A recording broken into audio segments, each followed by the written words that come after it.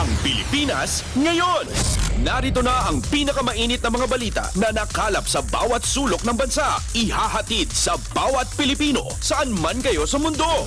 Ang Pilipinas ngayon. Pakinggan ang bawat kaganapan sa bawat lalawigan.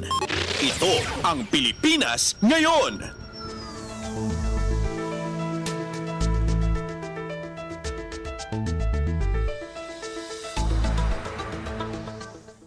Magandang araw po sa ating mga tagapakinig. Welcome po ulit sa ating programang Ang Pilipinas Ngayon. Sa ngalan ni Ven Blones, ito po si Steph Vicente. Samahan niyo po ako sa kabuuan ng ating palatuntunan.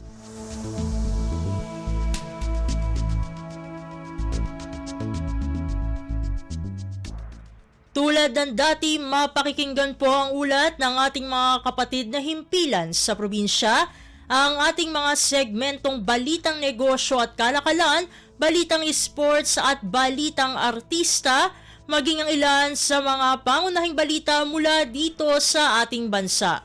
Yan po sa kabuuan ng ating palatuntunan, ang Pilipinas ngayon.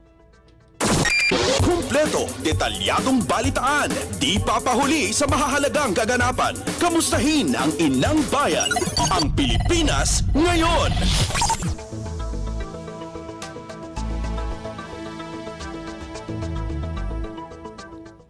Sa mahahalagang balita, bilang bahagi ng pagdiriwang ng Pasko, pinangunahan ni Pangulong Ferdinand R. Marcos Jr.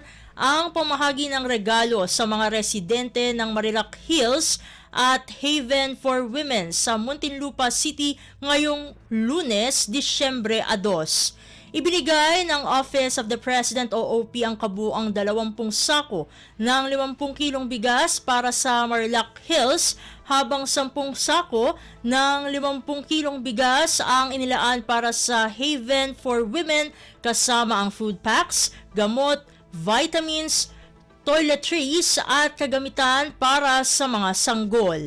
Narito ang kabuang talumpati ni Pangulong Ferdinand R. Marcos Jr. kaugnay ng naturang kaganapan.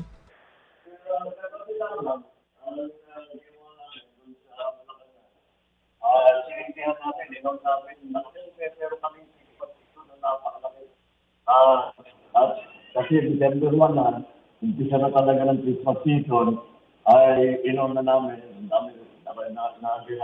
nagbigay kami ng premyo doon sa mga gumawa ng mga parol. Ang gandahan ng parol. Mayroon pa na maraming panalo, ang gaganda ng mga ginawa nila.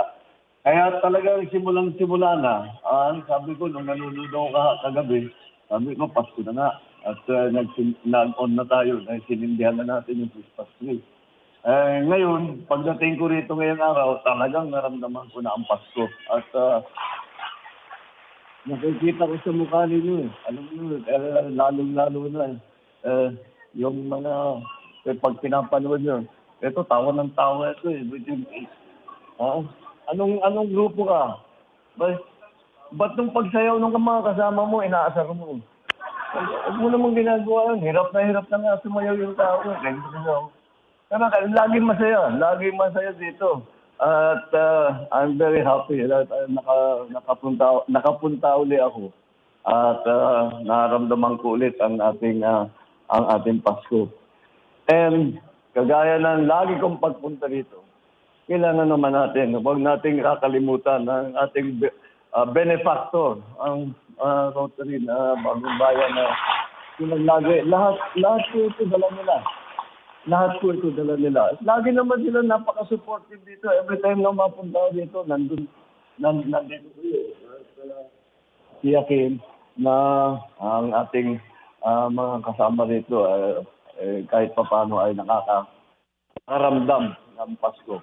At yun ang aking sinabi, yun ang naging mensahe ko kagabi nung pinagsalita ako pagkatapos ng programa. Ay sabi ko, sana naman, kahit na tinamaan tayo ng kung ano ng bagyo, kahit na nasunugan ng mga iba't ibang lugar, kahit pa paano, iyakin natin, tayong lahat, kami lahat, na lahat ng Pilipino, lalo na itong mga maliliit, itong mga bata, dapat ang mga bata kahit papaano makaramdam ng Pasko. Kahit sila ay naging biktima ng bagyo, kahit sila ay naiwan pa sa mga evacuation center, basta kami sa pamahalaan, titiyakin namin lahat ng Pilipino ay may Merry Christmas ngayong 2024. Kaya maraming salamat sa inyong performance dahil alam ko naman hindi biglang nangyari yan. Kahit na mali na yung music, sige pa rin ang sayaw ninyo.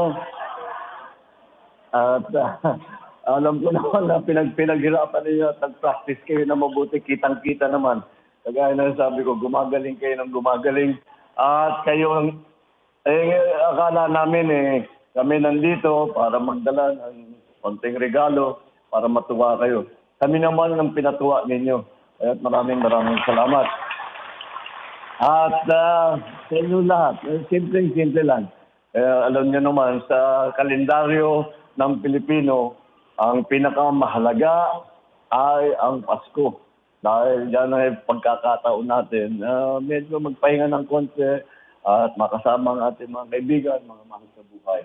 Kaya Merry Christmas sa inyo lahat. At Happy New Year. Pagdating ng New Year. Maraming salamat. Sa mga kanta at mga sayaw. At nailagay na naman ninyo sa puso namin lahat na nanonood sa inyo na nandito na nga ang Pasko. At kailangan ay alalayan natin lahat ng ating mga kababayan at ating mga kapwa Pilipino. Merry Christmas! Happy New Year!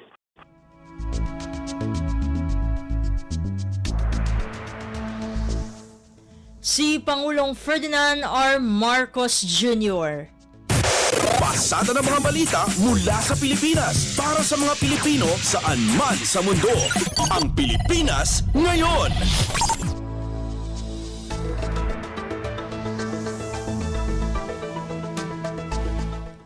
Samantala, sa kaparehong araw ay pinangunahan ni Pangulong Ferdinand R. Marcos Jr.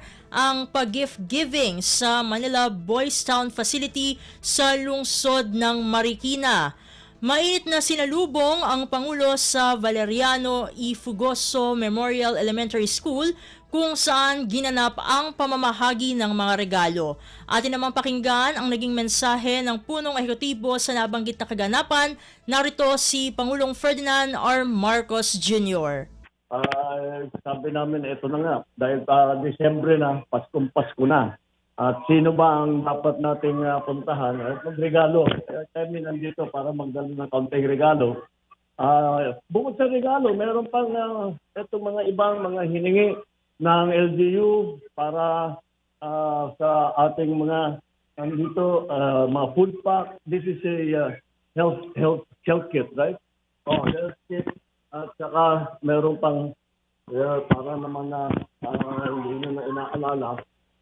That is bigas din, lahat, kompleto. So, ayan po, ay aming dinala. Ako'y nagpapasalamat sa inyong palabas. Meron palang, hindi namin alam, dapat malaman ng tao, meron palang K-pop dito sa Boys Town. May future itong mga batang ito. No? Kaya tuloy-tuloy ang aming tulong sa inyo, tuloy-tuloy ang aming pag-alala sa inyo. Panalangin na lahat ng Pilipino ay masasabi natin lahat, naramdaman natin yung Christmas spirit. Kaya sa harap ng mga dinaanan natin, may mga bagyo, may mga sunog, pero Pilipino tayo sanay tayo sa ganyan. Kahit na natisod tayo ng konti, tatayo ulit at maglalakad ulit at wala tayong magagawa. Matitigas ang ulo ng mga Pinoy. Kaya ang Pasko, siguro sa kalendaryo ng Pilipino, ito ang pinag-antay. At dahil itong chance natin na medyo magbigay sa ating sarili ng konting panahon para makasama ang ating mga kaibigan, ng ating pamilya, para naman ay makasama natin ang lahat ng lahat na nakasama-sama natin na mag-celebrate at maramdaman natin na meron naman, mapag-isipan natin kung ano yung nakaraan na taon. Medyo maraming nangyari sa atin itong nakaraang taon. Paano ngayon ang gagawin natin sa susunod na taon na 2025? Halos hindi ako makapaniwala mag-2025 na. Pero ganyan talaga ang takbo ng panahon. Kaya nandito lang po kami. Asahan po ninyo. Huwag po kayong mag-isip na kung ano ang wag niyo pong iisipin na hindi kayo namin inaalala. At kung ano man ang pangangailangan ninyo, nandiyan po ang ating mga local government officials, nandiyan po ang ating DSWD. At kami nandito lang naman po upang magserbisyo sa inyo. At yan lang naman ang aming trabaho, makapagserbisyo sa taong bayan. Siyempre, kasamang-kasamang kayo dyan.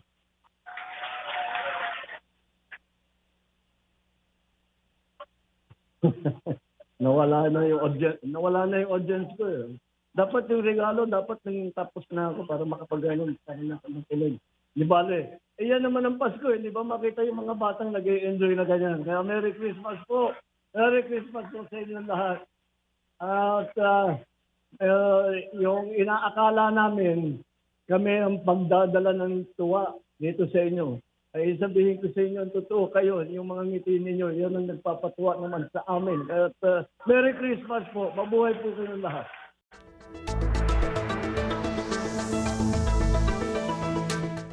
Si Pangulong Ferdinand R. Marcos Jr. Kumpleto, detalyadong balitaan, di papahuli sa mahahalagang kaganapan. Kamustahin ang inang bayan, ang Pilipinas ngayon.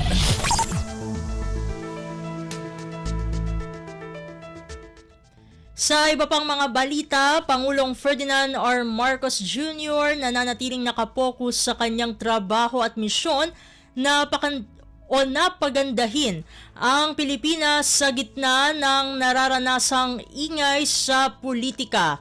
Ang detalye ng balita ihahatid sa atin ni Alvin Baltazar. Hindi nawawala si Pangulong Ferdinand R. Marcos Jr. sa kanyang focus upang ituloy lang ang trabaho at misyon ito sa gitna ng napakaingay na nililikan ng politika sa bansa sa kasalukuyan. Ayon sa punong ekutibo, nananatiling nakatuon siya sa kanyang misyon at trabahong pagandahin ang Pilipinas. Sinabi ng Pangulo na tuwing may ingay na nagaganap na maaaring lumika ng disruption sa kanyang mandato, ay kanya na lamang anyang binabalanse ang sitwasyon. Ang iniisip na lang niya, sabi ng Chief Executive, sa ganitong mga sitwasyon ay kung bahagi pa ba ng kanyang trabaho na makipag-away at makipagdebate sa mga walang kakwenta-kwentang bagay. Pero sa bandang huli, sabi ni Pangulong Marcos, ay malinaw sa kanyang isipan kung ano ang kanyang trabaho at mandato. Ito ayon sa Pangulo ay ayusin ang Pilipinas at ito anya ang kanyang tutuparin. Pakinggan natin si Pangulong Ferdinand R. Marcos Jr. Trabaho ko ba yung makipag-away dyan? Trabaho ko ba makapag-debate dyan sa mga walang kwentang bagay? Hindi. Ang trabaho ko, pagandahin ang Pilipinas. Mula sa Palasyo ng Malacanang, Alvin Baltazar, Radyo Pilipinas. Pasada ng mga balita mula sa Pilipinas para sa mga Pilipino saan man sa mundo. Ang Pilipinas ngayon.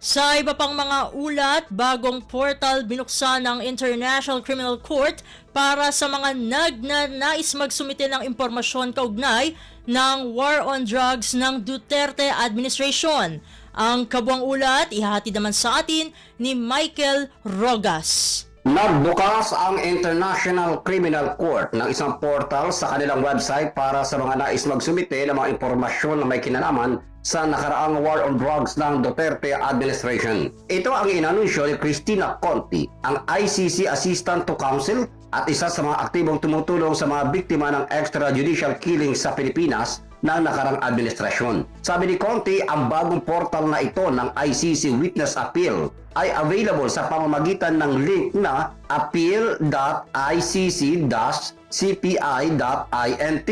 Sino mga mayroong credible information ay maaaring magpadala sa nasabing portal at ito ay mananatiling confidential. ang mga magpapadala ay agad tatawagan ng prosecutor upang beripikahin ang mga isinumite na impormasyon. Ito si Michael Rogas para sa Radyo Pilipinas. Kumpleto, detalyadong balitaan, di papahuli sa mahahalagang kaganapan. Kamustahin ang inang bayan, ang Pilipinas ngayon.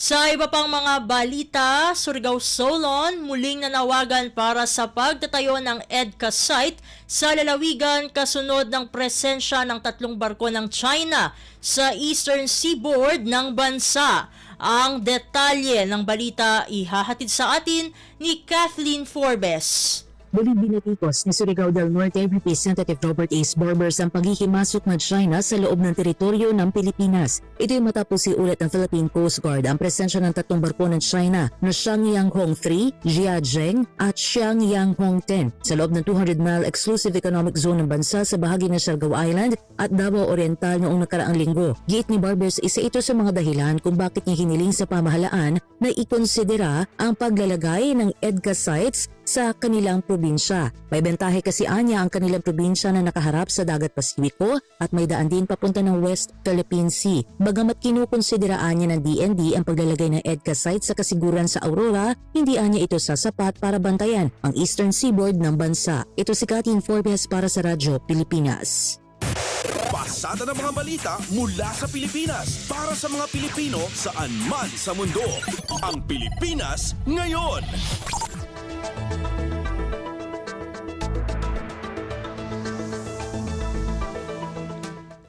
Sa iba pang mga ulat, pondo para sa pagtatayo ng Humanitarian Assistance and Disaster Relief Warehouse sa Lumbia Air Base sa Cagayan de Oro City inihirit ng Defense Department. Ang kabuang ulat ihahatid naman sa atin ni J. Mark Dagala. Pumapila ang Office of Civil Defense sa Kongreso gayon din sa lokal na pamahalaan ng Cagayan de Oro City na maglaan ng pondo para makumpleto ang pagtatayo ng Humanitarian Assistance and Disaster Relief Warehouse sa Lumbia Air Base. Ayon kay OCD Chairman at Defense Secretary Gilberto Chodoro Jr., ang naturang pasilidad ay mahalaga sa deployment ng mga essential na supplies tuwing magkakaroon ng field missions at disaster relief operations. Aminado si Chodoro na hindi nila kakayanin sa kagawaran na balikatin ng gastos kahit kailangan ng tulong ng Kongreso gayon din ng lokal na pamahalaan para mapunan ang construction at maintenance nito. Ang Lumbia Air Base ay kabilang sa siyam na itinalagang lugar sa ilalim ng Enhanced Defense Cooperation Agreement o EDCA sa pagitan ng Pilipinas at ng Estados Unidos. Kaya naman kumpiyansa si Chodoro na tiyak na magiging ligtas sa mga kinakailangan supply na ihahatid sa mga apektado ng kalamidad lalo na't ito ang tutok ng kanilang mga paghahanda. J. Mark Tagala, Radyo Pilipinas. Kumpleto, detalyadong balitaan, di papahuli sa mahahalagang kaganapan. Kamustahin ang inang bayan, ang Pilipinas ngayon.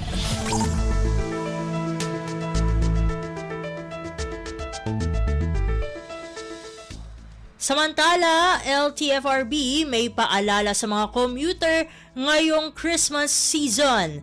Ang detalye ng balita ihahatid sa atin ni Mary Ann Bastasa. Sa pagpasok ng Desyembre, naglabas ng ilang paalala ang Land Transportation Franchising and Regulatory Board o LTFRB sa mga commuter sa gitna ng nagsisimula ng Christmas rush. Ayon kay LTFRB Chairman Chufilo Guadis III, mas mainam kung mas maaga ng planuhin ngayon ng mga biyahero ang kanilang pagbiyahe upang matiyak ang ligtas at maayos na paglalakbay. Hinikayat din ito ang mga commuter na tangkilikin ng mga lehitimong pampublikong transportasyon at huwag sumakay sa mga kolorum para hindi malagay sa alanganin ang kaligtasan. Pinayuhan din ng publiko na agad i-report ng anumang sobra-sobrang singil, overloading o iba pang paglabag sa kanilang mga sinasakyang pampublikong transportasyon. Sa panig ng LTFRB, tiniyak ni Chair Guadis na nakikipag-ugnayan na ito sa mga operator at traffic enforcer kaugnay na inaasahang pagdami ng mga pasahero ngayong panahon ng Kapaskuhan. Una na rin sinabi ng LTFRB na sinimulan na nito ang pagproseso ng aplikasyon para sa special permits ng mga PUVs na babiyahe ngayong Christmas season. Ito si Mera Ann Bastasa para sa Radyo Pilipinas. Pasada ng mga balita mula sa Pilipinas para sa mga Pilipino saan man sa mundo. Ang Pilipinas ngayon.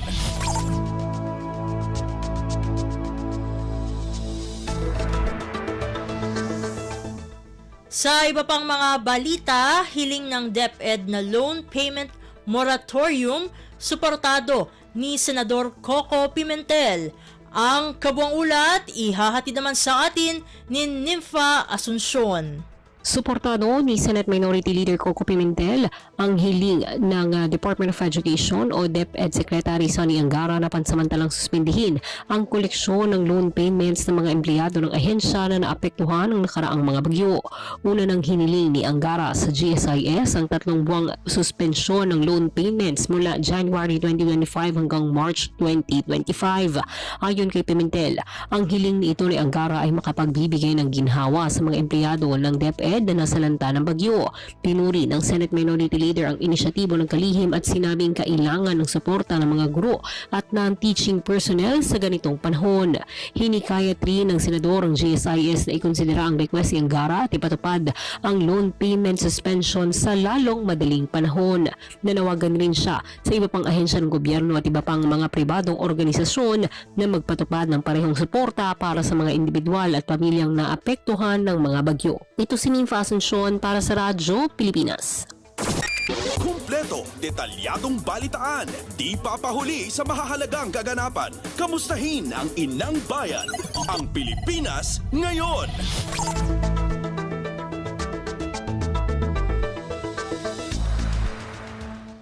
Samantala, ilang gamot laban sa cancer at diabetes patuloy na dumarami ayon sa FDA.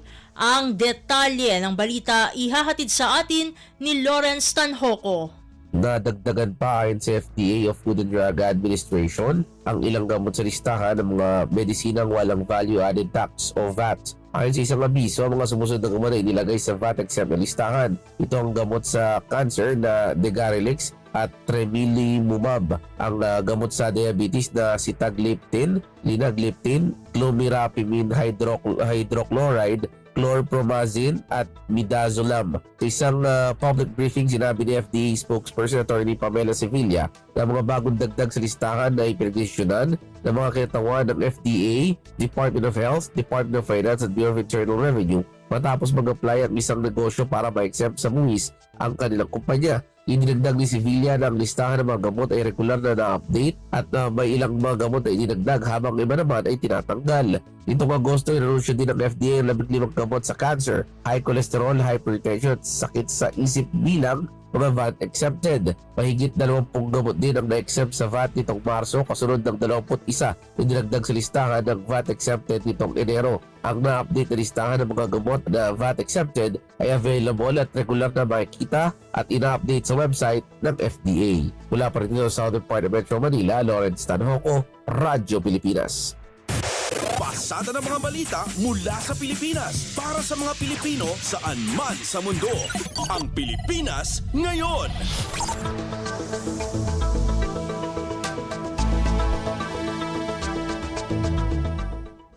Sa iba pang mga balita, kampanya para wakasan ang karahasan sa mga kababaihan at kabataan, suportado ng MMDA. Ang kabuang ulat ihahatid naman sa atin ni Jolimar Acuyong. Inaanyayahan ng Metropolitan Manila Development Authority o MMDA sa pangunguna ng Philippine Commission on Women ang lahat na lumahok sa Petik kontra Abuso Photo Contest Campaign for Advocacy para sa VAUSI. Kailangan lamang kumuha ng mga larawan na magpapakita kung paano mawawakasan ang karahasan sa mga kababaihan at kabataan. Makakakuha ng 5,000 piso ang third place, 10,000 piso para sa second place, at 15,000 piso ang first place. Bukas para sa lahat ang photo contest na gaganapin hanggang December 6. Iaanunsyo naman ang mga nanalo sa darating na December 12. Para sa iba pang mechanics at karagdagang detalye, bisitahin lamang ang official Facebook page ng MMDA. Mula RP3 Alert, ito si Jolimar Acuyong para sa Radyo Pilipinas. Kumpleto, detalyadong balitaan, di papahuli sa mahahalagang kaganapan. Kamustahin ang inang bayan, ang Pilipinas ngayon.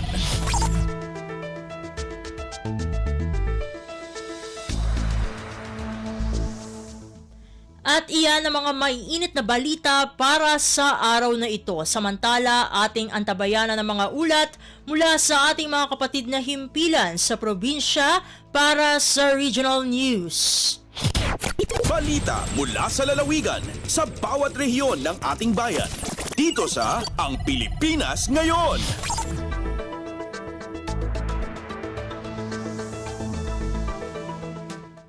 Narito na ang bugso ng ating mga regional news. Dumako muna tayo sa rehiyon ng Luzon.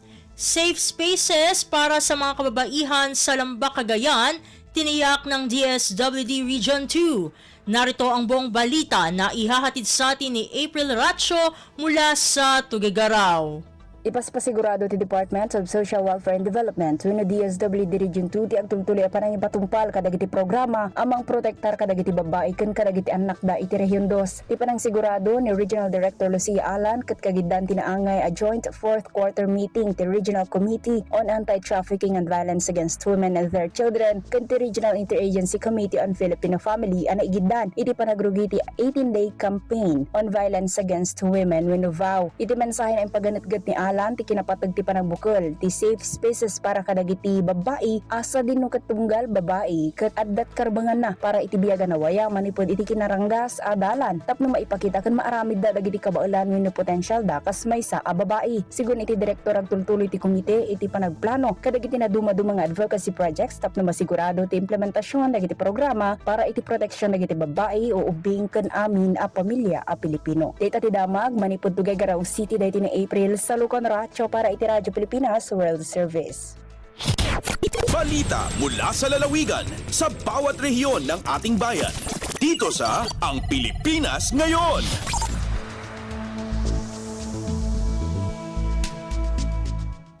Inyong napakinggan ang ulat ni April Ratio mula sa Tuguegarao. Dakuin naman natin ang Baguio City NBI sa Cordillera. Nakatanggap ng 400 reklamo kaugnay ng farm-to-market investment scam ngayong taon. Ang kabuang ulat, ihahatid naman sa atin ni Jong Munar.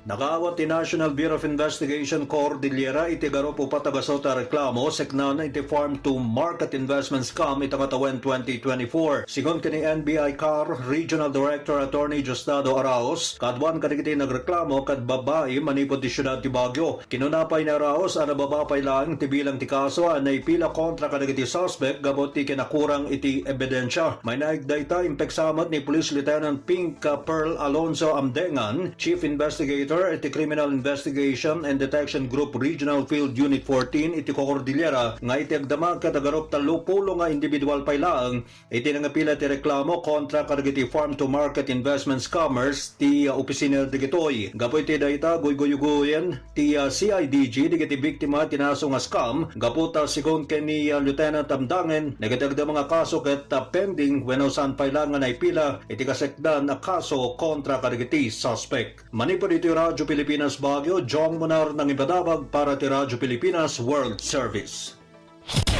Balita mula sa lalawigan sa bawat rehiyon ng ating bayan. Dito sa Ang Pilipinas Ngayon.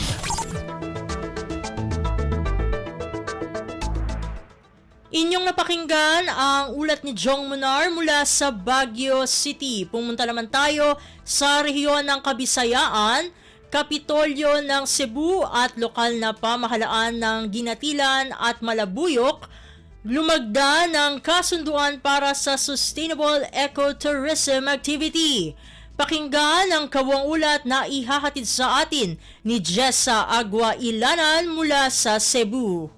Mipirma og Memorandum of Agreement ang probinsyal na kagamhanan sa Subo ug duha ka LGU nga sakop sa labing uwahing nagbukas nga tourism activity sa lalawigan. Ang Hinatilan Malabuyok River Adventure kun Gimara naglangkob sa Look River ug Kabutungan Falls nga masinati na sa mga turista ang mahiligon sa eco-adventure. Ang MOA naglatid sa mga lagda aron magmalungtaron ang operasyon sa maong river adventure activity diin siguraduhon sa gobyerno nga way maabuso nga kalikupan ingon man ang pagpahigayon og maintenance alang sa kalidad sa serbisyo ug kasinatian sa tagbisita. Ubos ni ini, kinahanglang sundon ang striktong guidelines sa pag-operate sa river adventure activities sama na lamang sa trekking o uban pang recreational adventures. Required o kinahanglang anaa usab ang presensya sa tour guide ug ang pagkuha sa gikinahanglang permits ug accreditation gikan sa Kapitolyo ug sa Department of Tourism. Mipirma sa habig sa Kapitolyo sa Cebu Governor Gwendolyn Garcia samtang sila sa Hinatilan Mayor Roy Vincent Cinco ug Malabuyok Mayor Erlinda Piedad alang sa duha ka LGU. Gikan sa RP1 Cebu Jessa Agua Ilanan para sa Radyo Pilipinas World Service. Balita mula sa lalawigan sa bawat rehiyon ng ating bayan. Dito sa Ang Pilipinas Ngayon.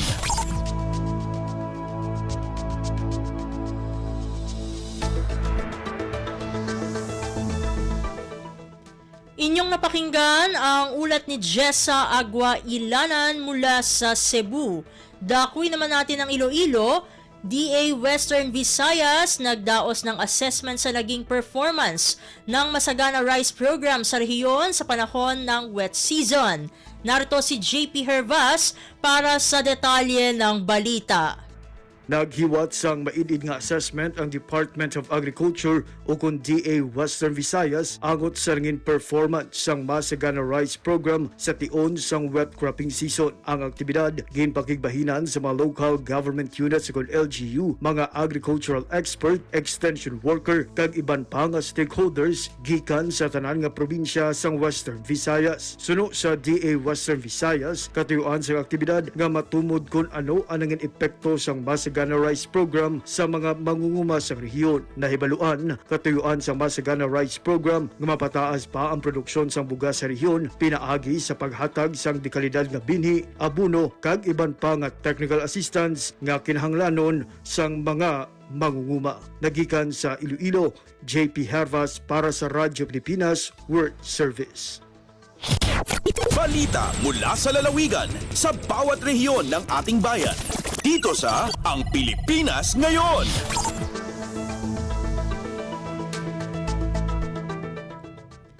Inyong napakinggan ang ulat ni JP Hervas mula sa Iloilo. Dumako na tayo sa rehiyon ng Mindanao. Vote testing sa automated counting machine sa Davao Occidental isasagawa. Ang kabuang ulat ihahatid naman sa atin ni Maselda Salya mula sa Davao.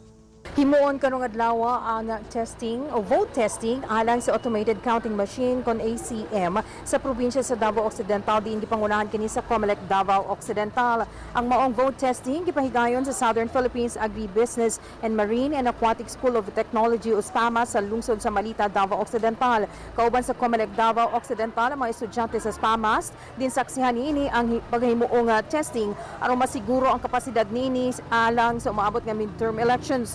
Gisiguro sa COMELEC Davao Occidental nga mamahimong hapsay, patas ug paspas nga mahatod ang resulta sa umaabot nga eleksyon pinaagi sa automated counting machine. Gikan dinhi sa Malita, Davao Occidental, Marcel Mamonda Salya para sa Radyo Pilipinas World Service.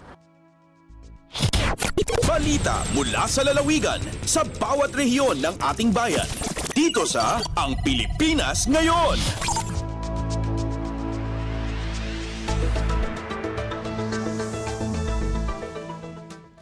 Inyong napakinggan ang ulat ni Maselda Salya mula sa Davao.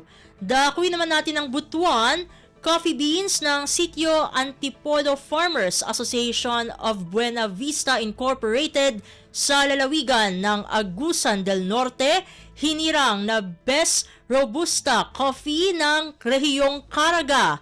Ang detalye ng balita ihahatid sa atin ni Jocelyn Morano.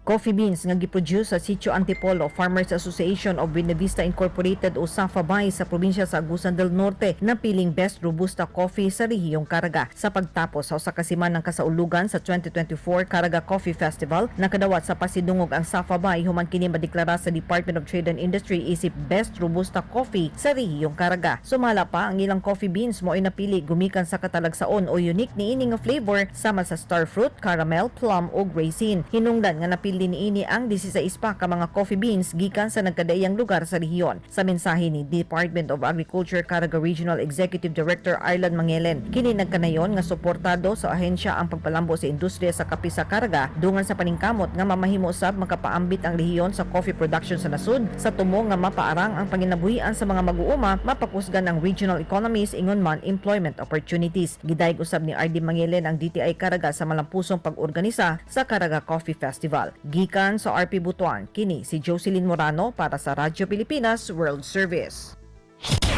Balita mula sa lalawigan sa bawat rehiyon ng ating bayan. Dito sa Ang Pilipinas Ngayon.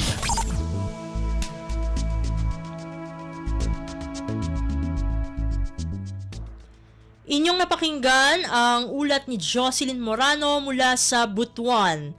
Puntahan naman natin ang Iligan. Humigit kumulang 2,600 Agrarian Reform Beneficiaries o ARBs matagumpay na nakatanggap ng Certificates of Land Ownership Award o CLOAS sa lalawigan ng Lanao del Sur. Narito si Alwidad Bashir para sa balita.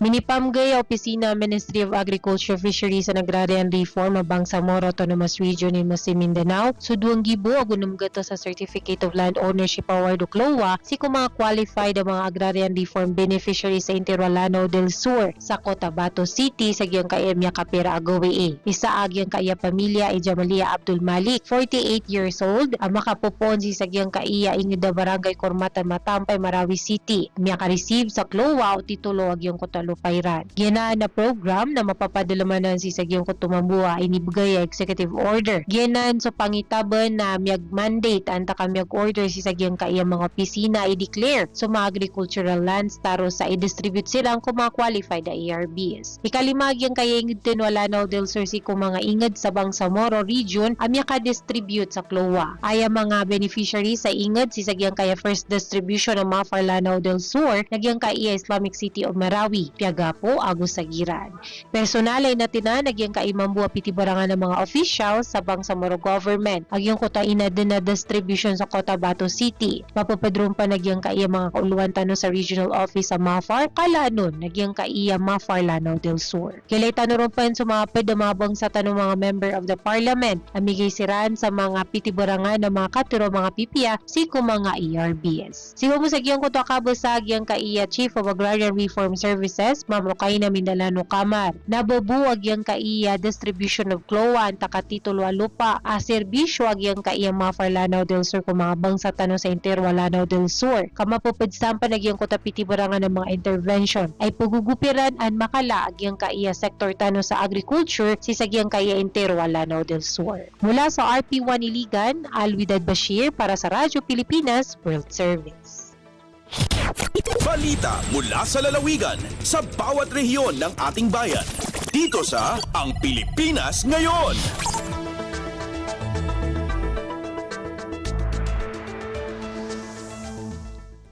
Inyong napakinggan ang ulat ni Alwidad Bashir mula sa Iligan.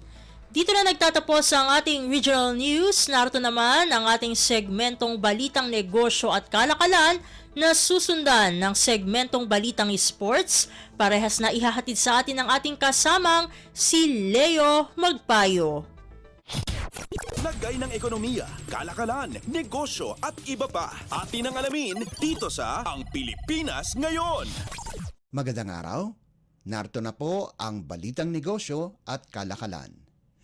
Lumago ng 10.6% year-on-year ng mga pautang ng Universal at Commercial Banks ayon sa Bangko Sentral ng Pilipinas o BSP para sa buwan ng Oktubre taong kasalukuyan.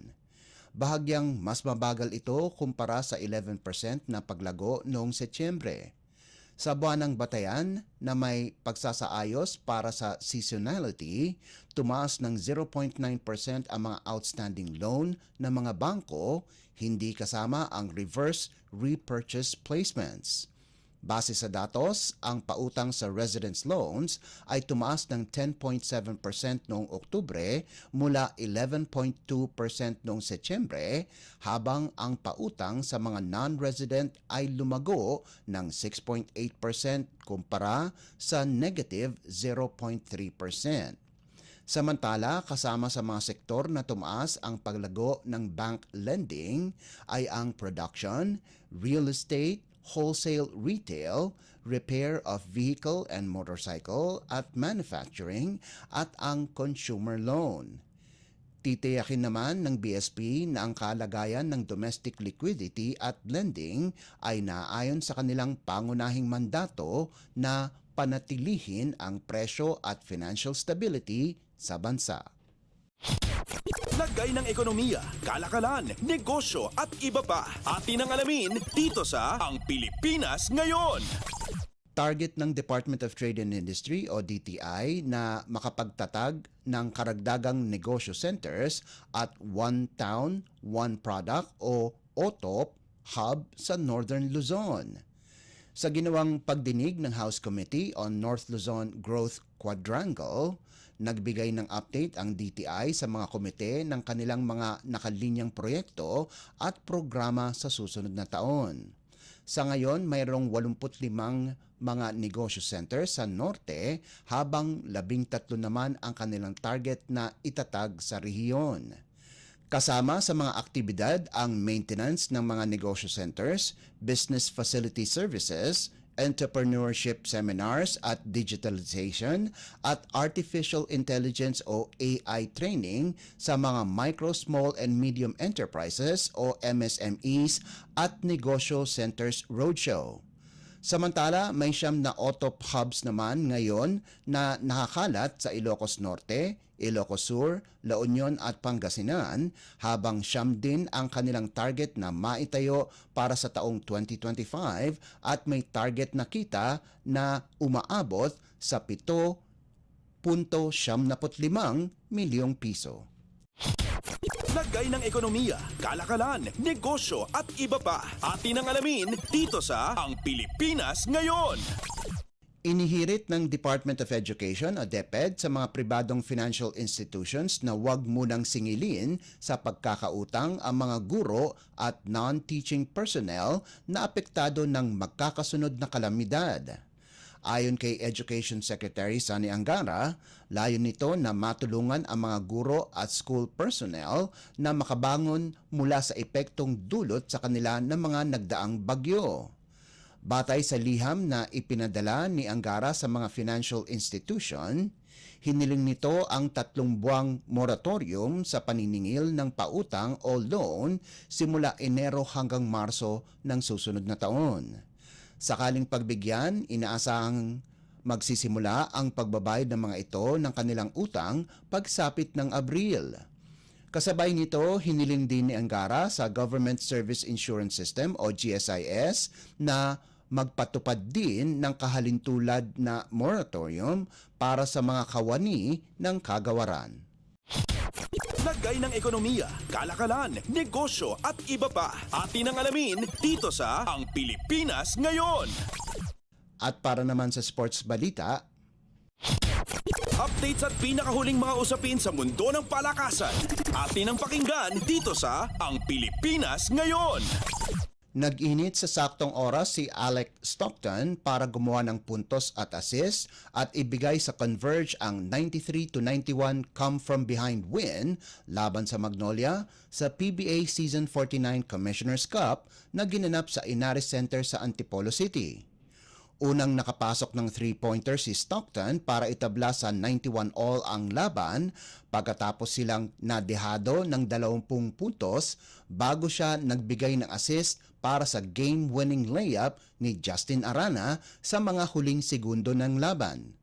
Dahil sa panalo, nabawi ng Fiber Xers ang kanilang pagkatalo laban sa guest team na Hong Kong Eastern at mapaganda ang kanilang record sa 2-1 habang bumagsak sa 1-1 ang Hotshots. Nagtapos si Arana ng may team high 24 na puntos kasama pa ang 7 rebounds habang nakalikom si Stockton ng double-double na may 18 markers at 10 assist, sahog pa ang 7 boards. Siniguro ng mga local players na makabigay ito ng tulong dahil sa hindi maganda ang laro ni import Jake Diallo na nalimitahan lamang sa 10 puntos, subalit bumawi naman ito sa kanyang nahugot na 16 na rebounds. Nakalikom naman ng 25 puntos, 19 na rebounds, 3 assists, 3 tapal at 1 steal si Hotshots import Ricardo Ratliff habang naglista si Jerome Lastimosa ng 14 na markers sa kanyang ikalawang laro bilang professional player. Updates at pinakahuling mga usapin sa mundo ng palakasan. Atin ang pakinggan dito sa Ang Pilipinas Ngayon. Hindi mapigilan si Clint Escamis kung saan dinala niya ang Mapua University sa 84-73 panalo laban sa De La Salle College of St. Benilde sa Game 1 ng NCAA Season 100 Finals na ginanap sa Smart Araneta Coliseum. Lumiyab ng maaga ang reigning most valuable player kung saan nakagawa kagad ito ng 22 puntos sa first half tungo sa 30 puntos bukod pa sa 4 na assists at 5 steals. Pinagpatuloy ni Escamis ang kanyang magandang performance mula sa Final Four victory ng Mapua laban sa Lyceum of the Philippines University noong nakalipas na Sabado, kung saan nakuha niya ang kanyang career best high na 33 puntos para tulungan ang Mapua na makuha ang kalamangan sa halftime 42-37. Hindi pinabayaan ng Cardinals ang Benilde na makuha ang momentum kung saan sina Andre Iglian, Chris Hubilia, Jeco Bangkale at JC Recto ay nagambag para sa 13-5 run para kunin ang 57-48 abante. Nagtapos naman si Recto ng may 15 puntos habang nagdagdag si Hubilia ng 9 na markers, 9 na rebounds at 2 steals. Kapwa sina Lawrence Mangubat at John Habonete ay nagtapos ng may tig 8 puntos para sa balancing opensa ng Mapua. Pinangunahan naman ni Allen Liwag ang CSB sa nagawa nitong double-double na may 18 puntos at 14 na rebounds kasama pa ang 3 tapal at 2 steals, habang sina Gab Cometa at Jomel Ancheta ay nagdagdag ng 13 at 10 puntos ayon sa pagkakasunod. Magbabalik ang dalawang koponan sa kaparehong venue sa Disyembre 7 kung saan target ng Mapua na kunin ang corona habang balak ng Benilde na palawigin pa ang serye. Updates at pinakahuling mga usapin sa mundo ng palakasan. Atin ang pakinggan dito sa Ang Pilipinas Ngayon. Na-promote sa Group 2 ng Billie Jean King o BJK Cup ang Philippine Women's National Tennis Team pagkaraang manalo laban sa Laos sa kanilang promotional match sa Bahrain. Ito ay pagkatapos magpartisipa muli ang Pilipinas sa torneo pagkalipas ng 3 taon. Dinomina ni Marian Capadocia si Fone Samay Champamanivong sa unang singles match, habang sinara ni Alex Ayala ang kampanya sa isang 6-1, 6-1 panalo laban kay Malaylak Delilah Parhuma Coronen sa ikalawang singles match. Ikinatuwa ng 19 anyos na si Ayala ang promotion at ipinahiwatig niya rin ang kanyang pasasalamat sa Filipino community sa Bahrain na araw-araw ay nagpunta para panoorin sila. Ang Billie Jean King Cup ay isang premier team tennis competition para sa mga babae sa buong mundo. Samantala, nanalo din ang Philippine men's team sa Group 5 sa Davis Cup na ginanap din sa Bahrain at sila'y na-promote sa Group 4 sa susunod na taon. Updates at pinakahuling mga usapin sa mundo ng palakasan. Atin ang pakinggan dito sa Ang Pilipinas Ngayon. At yan ang pinakahuling balita sa larangan ng palakasan. Para sa Radyo Pilipinas World Service, ito po si Leo Magpayo. Magandang araw. Updates at pinakahuling mga usapin sa mundo ng palakasan. Atin ang pakinggan dito sa Ang Pilipinas Ngayon.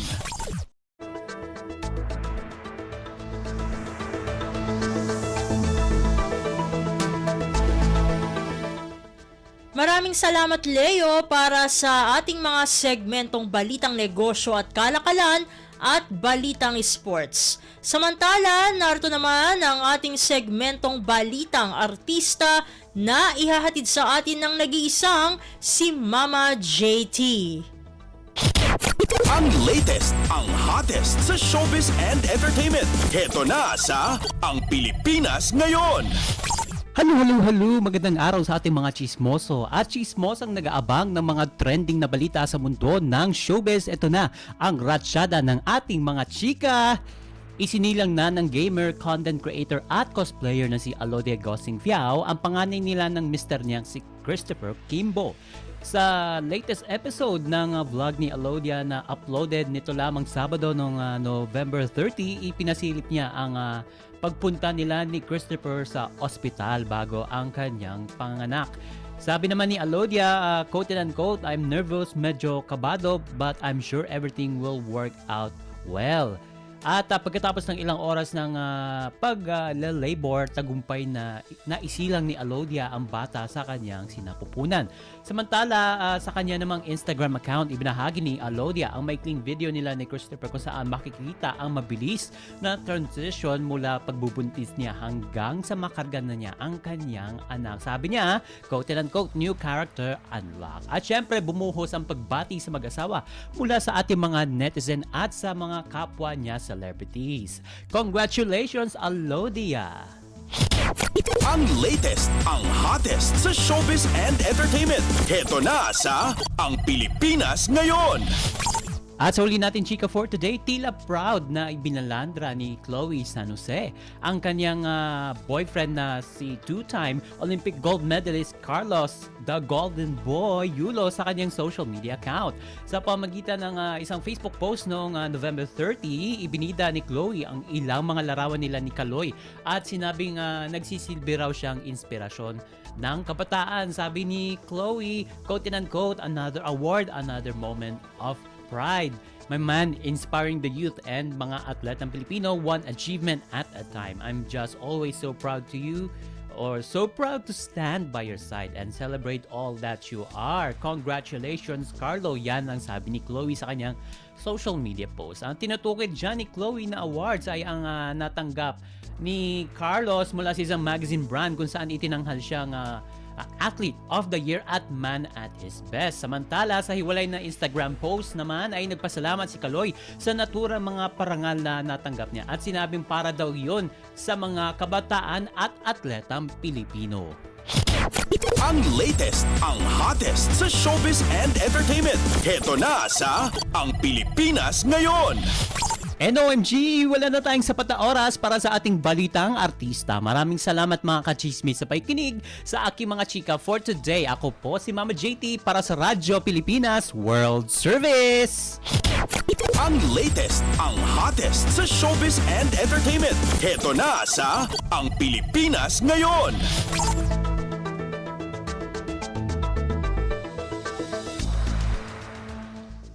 At yan ang naging kabuuan ng ating programa para sa araw na ito. Samantala, magpapasalamat muna tayo sa ating mga nakasama sa ating transmitter site sa Tinang. Sa studio, kasama natin sina Milo Jonella, Susan Aison at Anthony Pimentel. Salamat din sa mga naghatid ng mga ulat mula sa Kamaynilaan at mga probinsya, pati na rin ang naghatid sa atin ng mga segmentong Balitang Negosyo at Kalakalan at Balitang Sports na si Leo Magpayo at ng segmentong Balitang Artista na si Mama JT. Syempre, maraming salamat sa ating station manager na si Mr. Ray Sampang. Maraming salamat po hanggang sa susunod na edisyon ng ating palatuntunan. Huwag kalimutang mag-like, mag-follow at mag-subscribe na sa mga social media account o page ng Radyo Pilipinas World Service upang maging laging updated sa mga mahahalagang balita. Sa ngalan ni Ven Blones, ito po si Steph Vicente. Mabuhay po tayong mga Pilipino. At yan ang Pilipinas Ngayon. Muling samahan si Ven Blones sa parehong oras at alamin ang pinakahuling mga kaganapan at balita saan man kayo naroon. Ang Pilipinas Ngayon!